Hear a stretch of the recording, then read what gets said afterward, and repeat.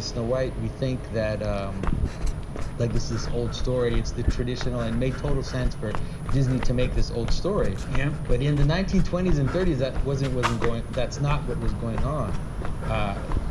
In the 1920s and 30s, there were two major studios competing with each other. There was Fleischer Studios and Disney. And Fleischer was doing a crazy, wild jazz, Betty Boop, and they had all these transforming characters, a lot of demons, a lot of ghosts, all this kind of weird stuff. And a lot of marijuana influenced imagery. Yeah, a lot of drug influenced imagery. And so they did a version of Snow White in the early 1930s, which was so deconstructed and strange that it was barely recognizable. It was completely, you really had to know the story to even know that it was Snow White because it was so weird. And so when Disney finally made his Snow White, it was also in some ways a kind of recapturing of the traditional story in a world that was kind of chaotic and let's say slipping. And I feel like maybe that's what we need to do now, is that instead of complaining, we should tell better stories. And so one of the things we want to do is, I started writing fairy tales. We're putting out a version of Snow White. We're kickstarting it on June 6th. And then I'm going to put out 8 fairy tales, like really the traditional fairy tales, 4 female-led and 4 male-led. And they're also, but we're going to learn from the postmodern moment. It's going to be like a fairy tale world, kind of like Shrek or Into the Woods, where all the fairy tale characters cross and their stories kind of touch each other. But the purpose won't be to be cynical and dark about the characters, but try to, let's say, give people insight about what the story is about. Like, and when you say we, who's the we? Well, it's me, but then I'm also working with some illustrators. So for Snow White, I'm working with a woman named Heather Collington, who's worked in Hollywood for many years. She's worked with Disney and all the big companies, all the big franchises. And so, we're trying to put together this, we actually have put together this version. And then after that, I'm going to work with other illustrators. I'm also starting a publishing company. It's and I've already hired a few people to kind of get that going. It's really in some ways to kind of, to rather recapture the culture and take it back instead of complaining that it's slipping away from us. Yeah. I wrote a fairy tale screenplay. Yes. The Water of Life. Yeah. Right, and I've written and composed, I think, there must be 20 songs, I think, but we've already recorded 4 of them.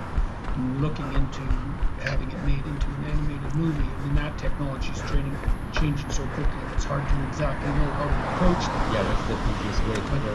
Yeah, but I took the Grimm's Brothers fairy tale, Water of Life, and I stayed fairly close to it, although I wrote music for it, lyrics for it, so that was very entertaining project. It's a very deep fairy tale and very nicely structured. No one's done anything with that fairy tale before. And it's a good time to do that, I think, because when you look at Disney's Snow White, it was perfect. I mean, it was so beautiful and so powerful. And then when you see what's been happening in the past decade and how the fairy tales have been kind of twisted, especially things like Shrek and fairy tales like that, where it's fine to do that. It's kind of like commenting or twisting the fairy tale, turning it upside down to see what's going on with it, making fun of it. And that's fine for a while, but after a while, it's better to get back to the actual stories, just so we even remember why we like these stories in the first place, or why we remember them, especially. Snow White, all these stories of these female-led fairy tales, they're very powerful in what they can do. And so, if we forget them, or if we try to twist them, then we're also twisting, in some ways, the fabric of Western civilization. Because these old stories, right, they kind of lie at the bottom of, all these folk stories. They're kind of like I like to think of them as kind of like tuning forks for civilization. All these stories that people have been telling for centuries, that there's an emergent part of it, right? There's all these variations of all these stories, and then there's a selection part, which is how some versions are remembered through the centuries, and they get retold, and then they kind of change and get retold, so they get refined, like almost like gold. And so in those they're the things you can't forget. That's right. Yeah, and that can't mean 2 things. It means you literally can't forget them because they embed themselves in your memory, but also that you forget them at your peril. Yeah. But I've been thinking about that, with this postmodernist notion. So one of the claims of postmodernism is that there's no meta-narrative. and you and I have talked a fair bit about the fractal structure of narrative. And I talked to Carl Friston about object perception itself, and I asked him if he thought that the perception of an object was a narrative in and of itself. And he said yes, and that's associated with the notion that when you see an object, you're actually perceiving something like its functional utility and not its objective qualities, let's say. Yeah. And so it's narratives all the way down, right, to the very basis of what you perceive as a singular object. So even the concept of perceptual unity is narrative in structure. And if that's true, then the postmodernist idea that there's no grand unifying narrative is an argument of convenience, because what the postmodernists essentially do is allow the narrative to be fragmented to the point that's maximally convenient for whatever the hell they're up to, and say, well, there's nothing above this. Yeah, well, that's very convenient, guys, but everything. So without a unifying narrative, you have fragmentation and disunity, and that's associated neuropsychologically with anxiety and hopelessness. And so, but what's great about the fairy tales is that they actually deal with that. Exactly. So in one way, what you could say is that the basic story structure, Campbell had this whole hero's journey, which is powerful, and I think he captures something real. But you can reduce the story to basic like a one move, right? Like down and up. Basically, problem, and then dealing with the problem, right? Situation, problem, or question, and then dealing with the question. And that can help us understand why it's related to object perception, because that's what it is, right? You don't do it consciously, but you're constantly kind of asking what's important, what's relevant. And you can imagine when you see something that you don't know what it is, it's a crisis, especially if it's coming at you in a way. You have to answer that question, and it's a life or death. It can be a life or death situation. You end up in a place where you don't know what's happening, you don't know what's coming towards you, and you have to answer that. And I think the story kind of the basic story pattern captured that. And the fairy tales, most of them, they capture that very much. Because, for example, Snow White, which we're telling now, it has that story. So Snow White, things happen to her, she ends up, something changes, and then she ends up in the forest, with these little monsters. With dwarf men. That's right. Yeah, that's the eternal predicament of women, is to be surrounded by dwarfed men. Yeah. But you can understand it has multiple levels, but you can understand as the very transformation of a young woman. It does have to do with puberty. Snow White pretty much has to do with puberty. I'm pretty sure that's what's going on there, is that as she reaches puberty, she deals with all the problems of puberty, you could say, or that transformation. It's a question. What the hell is happening to me? Like, what is going on? And I don't have the answer. And especially for a young woman, this cycle of menstruation, it's annoying and it's painful, and it's, what is this? Like, why is this? What is happening to me? And so the story of Snow White has this moment where as she becomes possible, she comes into competition with the queen, or she comes to the moment where she can now be in competition with the queen. Right. Then she goes into the woods, into the space of chaos, but then she also, she falls in with men that can't be her mate. Idiosyncrasies in masculinity. Say that again. Idiosyncrasies in masculinity. All the things about masculinity that are kind of annoying, like in Disney captures it really well, with the various kind of grouchy, and like there's all these different kind of aspects of masculinity. Yeah, they're not united.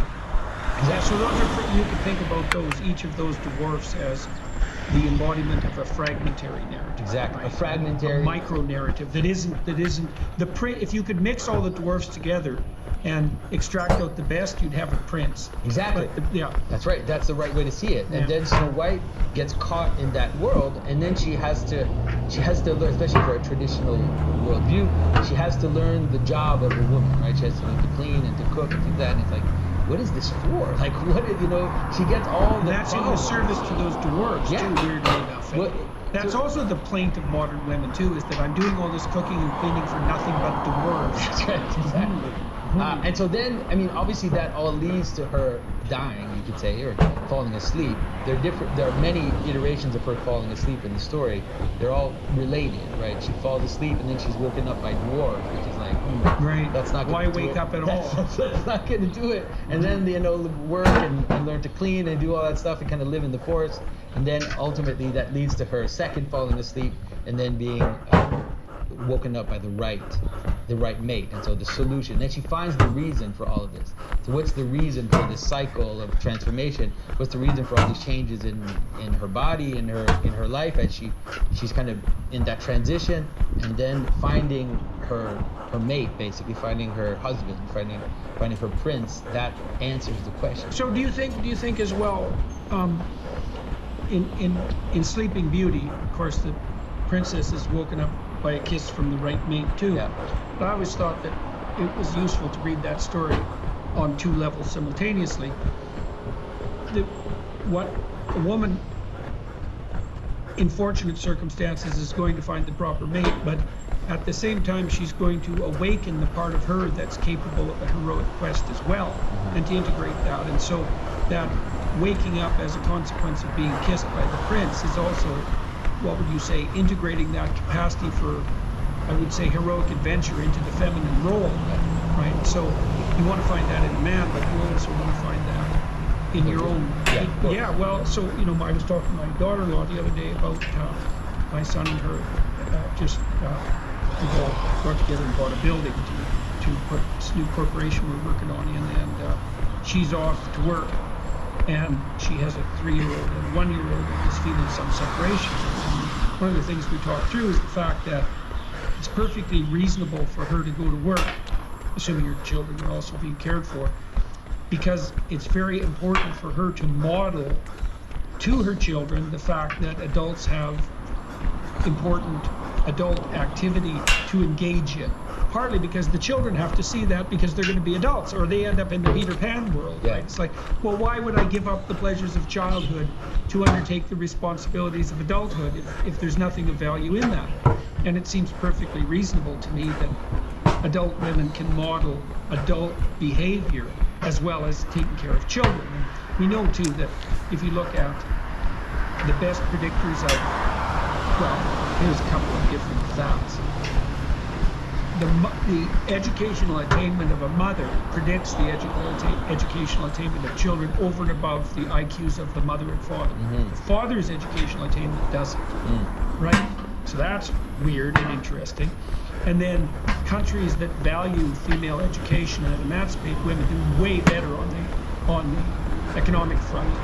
And I think it's probably because there's not much difference between, let's say, opening your culture up to the contributions of women and opening your culture up to new ideas and diverse, what would you say, a diverse range of contributions from various sources.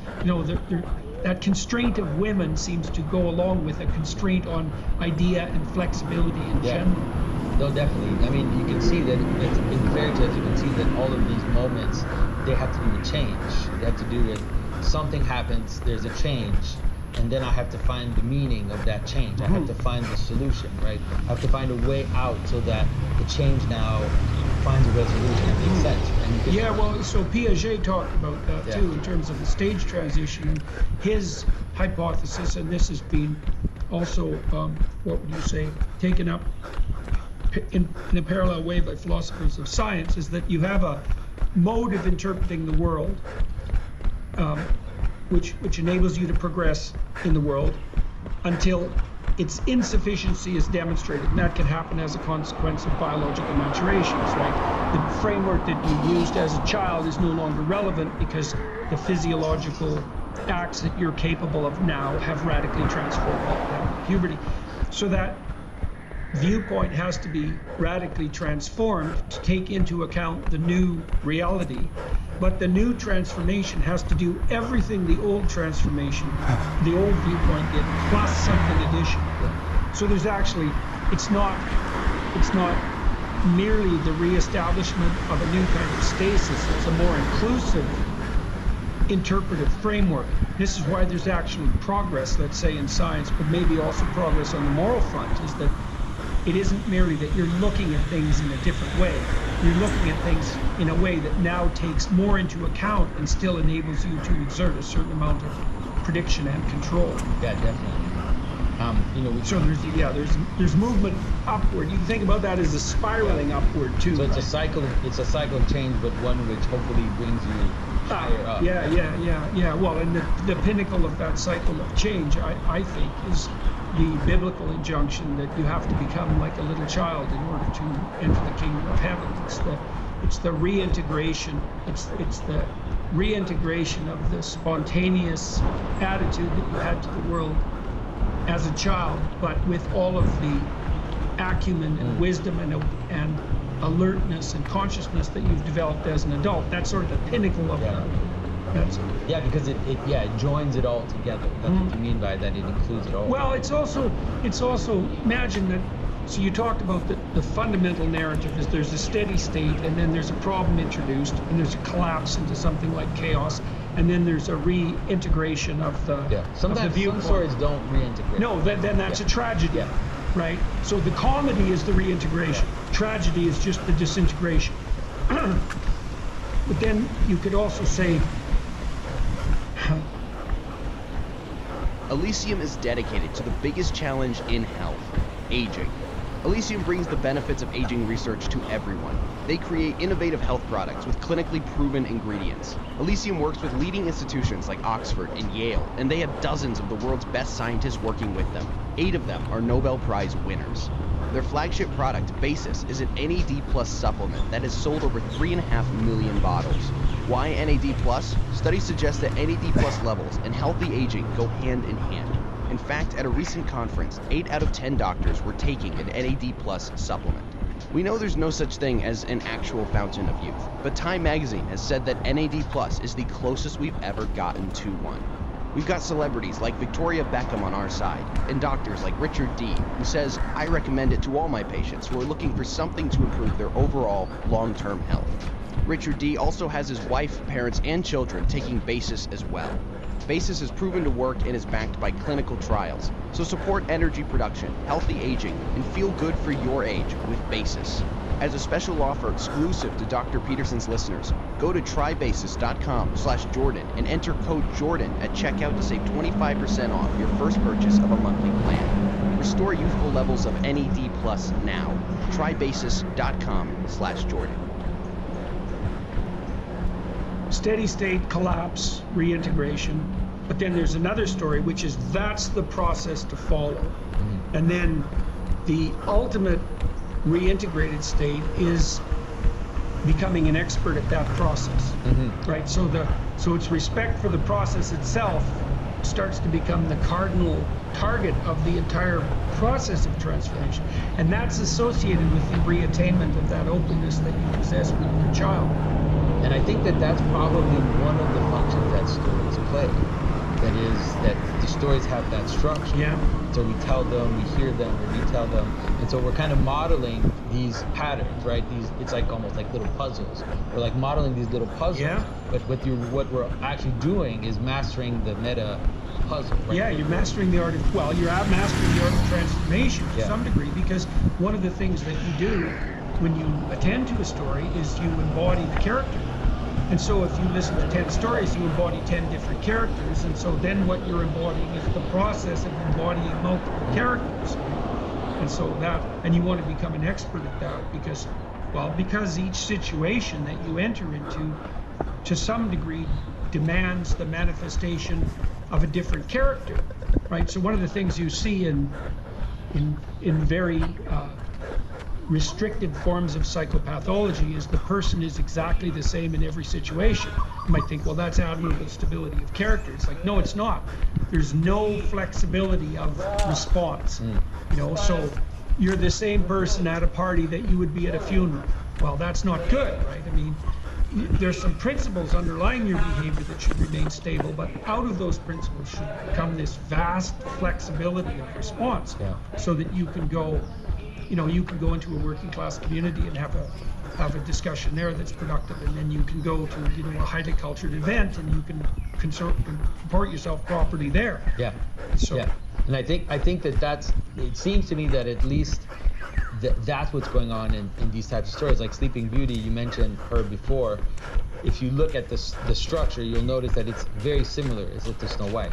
Yeah. But it's similar even in some of the elements. So when I talk about Snow White, I mentioned the idea that she doesn't understand the reason for the housework, right? The reason for the housework is actually in her relationship with her mate. Like that's what gives meaning to the cycle of work. And so if you think about Sleeping Beauty that way, you'll notice that it's very similar. What's going on there is that she's pricked on this spindle, right? She's pricked on this wheel that's turning, but it's also a wheel that is, it's a complicated symbolism because it's both the wheel, but it's also the binding of the thread together. Yeah. And so it's both like the weaving. Yeah. This weaving. Weaving. Yeah. And so it's as if, someone, the witch curses Sleeping Beauty that she's going to die when she hits puberty. She says 15 or whatever. It's always pretty much first blood, right? Yeah, exactly. She's going to prick her finger. And so bleed. you can understand that both as you can understand it both as losing virginity or as the beginning of menstruation. Yeah. It doesn't matter it's how the death of childhood. It's just the change which comes with the bleeding. Yeah. And so, but it's as if they've hidden that from her whole life. And so when it happens, she has no way to deal with it. She has no frame. She has no reason. She doesn't understand what's going on. And so I saw that happen in some of my clinical clients. I'm sure. Where one in particular I remember was treated as an absolute perfect princess, like literally, as literally as you could enact that in a household, and until she hit puberty, and then she was demonized essentially, right? Because her parents had no idea how to integrate the sexual dangers of puberty into this perfect princess little girl that they had constructed. And so, then all hell broke loose. I mean, she did exactly what you'd expect and went and found some absolutely horrible initial boyfriend. I think he was a bloody biker, and to tear her away from that too tight maternal embrace. And things didn't go uphill from there. Let's put it that way. Yeah. And so. Yeah. And so, which fairy tales you're starting with Snow White? Which ones are you doing? So the way we're doing it is we're starting with, I'm doing 2 arcs. One is going to be a female-led arc and one a male-led arc. So in the female-led arc, it's going to be Snow White, Rapunzel, Sleeping Beauty, and Cinderella. Really, the classic. Yeah. But there'll be like a surprising connection between all of them, and also using some of the tropes that repeat in the stories to help people understand what the tropes are. So as the falling asleep repeats itself, as the thorns repeat themselves, there are different patterns that repeat themselves in the stories, then trying to kind of, obviously not explaining anything, but through surprising relationships, trying to help people see what's going on. How do you protect yourself against propagandizing when you're using? Because I saw that happen to some degree, for example, in The Lion King, which I really like. There's great things about The Lion King, but it borders, and this happens in Pinocchio now and then too. Yeah. It borders on overt moralizing and overt psychologizing. Because I mean, the people who built The Lion King knew a fair bit about the hero's journey, and some of that creeps in, and when it becomes conscious in that way, the story definitely suffers, right? It's even if the explicit knowledge of the story is exactly propagandistic, as soon as you bend the story to fit your explicit understanding of the myth, you start to bend and warp the story. I really tried to avoid that when I wrote this. Well, I think one of the ways to do it is to really do it by analogy, and also to kind of dive into the story itself. So in Snow White, there are certain mysterious elements in the story. There are certain things which are kind of weird, and then I've just been, let's say, ruminating on Snow White for 20 years, just forever. For example, like we see that she eats this apple and then she falls asleep or she dies, and we're thinking, well, that looks like another story, right? It looks like that story in Genesis. Right. But what's the connection? Like, what's the connection between the two? And then you look at the versions that happen in, for example, in the Grimm brothers. The witch visits her 3 times. First time she brings her a corset. The second time she brings her a comb. And then the third time it's an apple. And it's like, what's going on? What is happening? And so, it's just about meditating and trying to get insight. And for example, like in that case, the insight I got is, it's very strange that So it's Snow White is a corset. So a corset, exaggerates the female figure, Yeah. obviously, and the comb is It's an ornament. an ornament. Yeah, Because it's not yeah. a comb for combing. It's one of those. Oh, yeah. Like a comb. Ancient people used to wear combs like ornaments. Right. So in my version, I make it a hairpins because it's more like an ornament. Uh-huh. And so there are a lot of things going on, but one of the things that's going on is the witch sees in her mirror that the most beautiful of all is Snow White. Mhm. And it's kind of weird that when she goes to see Snow White, she tries to bring her supplements to her beauty. But why is she doing that? It's as if she is already the most beautiful girl in the world. So why is she trying to convince her to take on these added things that will make her more beautiful? So if you had the most beautiful girl in the world and you're just like, well, I'll teach you how to put makeup on. Right. What are you doing? And so that's when I started to see the relationship between the story of Genesis, this idea of the garments of skin, right, of adding something on top.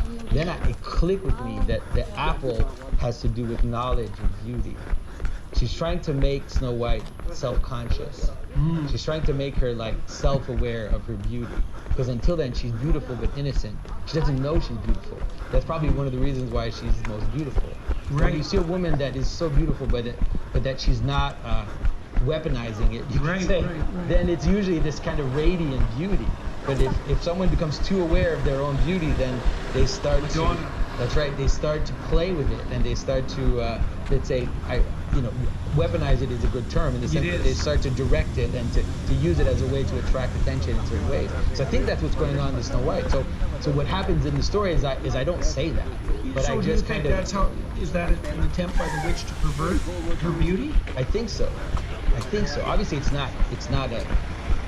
She's trying to kill her, is what she's trying to do. But the method that she's using is very interestingly related to beauty. It's not she's not just trying to stab her, right? She's trying to kill her in a way that makes her, tempt her into certain gestures towards beauty. So it seems to have to do with beauty and weaponization of beauty, or the innocence of beauty.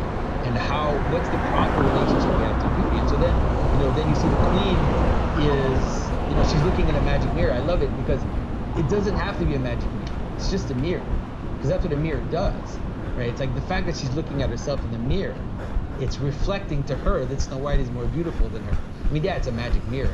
There's a few Deus Ex Machina things, like the mirror tells her where Snow White is, but mostly it's just a mirror. It's like the fact that she is so self-conscious about her beauty is also revealing to her the limit of it, and it's making her compare herself to others, and then she. So, and the witch in the Snow White story, if I remember correctly, is also the queen, right? She's the jealous. Queen. Yeah, well, she's the queen at she becomes a witch at the end, pretty much. Right. But she's the queen who replaces her mother, replaces Snow White's mother. Right. And she can't tolerate the onset of the new generation, Right. essentially. Right. Yeah. Yeah, and it's so fascinating because for today, in the Disney version, we have the mirror on the wall, but the illustrator I was working with, she had the idea of having the mirror in her hand, which is one of the versions that we have. She made this beautiful image of the queen with her mirror in her hand, and Like a cell phone. Perfect. It was so perfect. It was like, yeah, that's it, and that's exactly it. Like this dark mirror that tells you you're the most beautiful, that gives you all the likes, it gives you all the attention, but then also tells you that you're not as beautiful as the others. Right. That's perfect in the cell phone. Oh yeah. Yeah. That immensely heightened self-consciousness. Well, it's a funny thing too, because the cell phone is like the pool that Narcissus drowns in, and it's more and more like that, because we do have a magic gadget now that delivers to you what you most desire, right? But if those desires become self-conscious, then that'll drown you in Narcissus' pool. And when I say that it's designed to give you exactly what you want, I actually mean that technically, right? Because there's algorithms working behind the scenes non-stop, trying to understand where you're directing your attention, manipulating it to some degree. But a lot of the manipulation on the capitalist front is merely the attempt to find out what you want so that it can be delivered to you, albeit at a profit, but it's still what you want. Yeah, and it's darker than that, because it's not just what you want anymore. Because all they want is your attention. Mm-hmm. All they want is your attention. That's right. And so they actually don't have to just give you money. They can also give you hate. They can also give you what you despise, right? They can also make you realize that you're not as good as others, so that you fall into it even more and just try to put in even more. So it's not just giving you what you want, it's also like a drug addict, right? It's like leading you in and then kind of giving you little hits, but then making you want it and making you desire it. And so like in our version of Snow White. So that means you're being trapped by the machine into falling into the well of your own temptation, right? So that's partly that. And so if the story of Cain, let's say, is the story of envy, well, and envy is portrayed in that story as like one of the cardinal sources of motivation, the darkest source of motivation, but a cardinal source of motivation is that your claim is that making a machine that heightens envy is a very effective way of gripping attention, right? And that seems definitely likely. Yeah, and so and then in some ways the capitalist model is built on that idea. It's built. Yeah, well, then it makes you wonder too. Like, it is giving you what you want.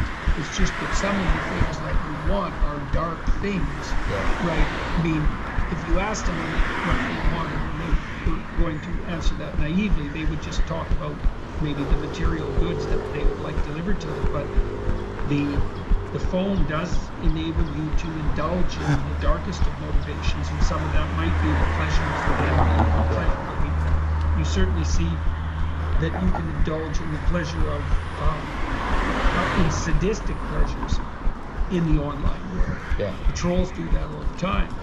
Yeah. So, I like knowing exactly where my meat comes from. And with Moink, I know it's coming from small family farms all across the country.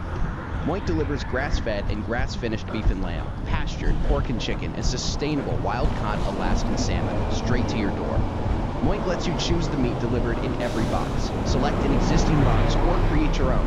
Set your delivery cadence and enjoy delicious meat. You can cancel anytime, but you won't want to. If you're not sure where to start, check out their standard box. It comes with a little bit of everything: chicken, ribeye, burgers, and steak. Moink is all about supporting the family farm. Think about it this way: 2% of Americans are farmers, but 100% of Americans eat. We need to show our support for the families that keep us well fed. After receiving my first Moink box, I was floored. The salmon and chicken are both fantastic, and the steak might be the best I've ever had, and keep in mind, I cooked it myself. With a freezer full of Moink products, I can without a doubt say it is a fantastic deal on a ton of delicious and well-produced products. You won't be disappointed, and you can rest assured all of Moink's meat comes from wholesome American farmers. So keep American farming going strong by signing up at moinkbox.com/JBP right now, and Dr. Peterson's listeners can get free bacon in your first box. And let me say, it's the best bacon you'll ever taste. I re-upped my subscription because I ran out too fast. MOINK box.com/JBP. That's moinkbox.com/JBP. Yeah, and sometimes like you said, the addict, we don't usually frame it that way, but the part of the addict's cycle is also the lack, but it's also the pain that comes with needing that hit. And then when they get it, they get a kick, but the kick is corresponding to the pain. yeah. And so this is also with the phone. The phone is doing exactly that. Like you said, in some ways it's the algorithm almost does it on its own. It's not like there's someone scheming behind that we're going to make everybody depressed and envious and horrible. But the fact that all it wants is, like I said, all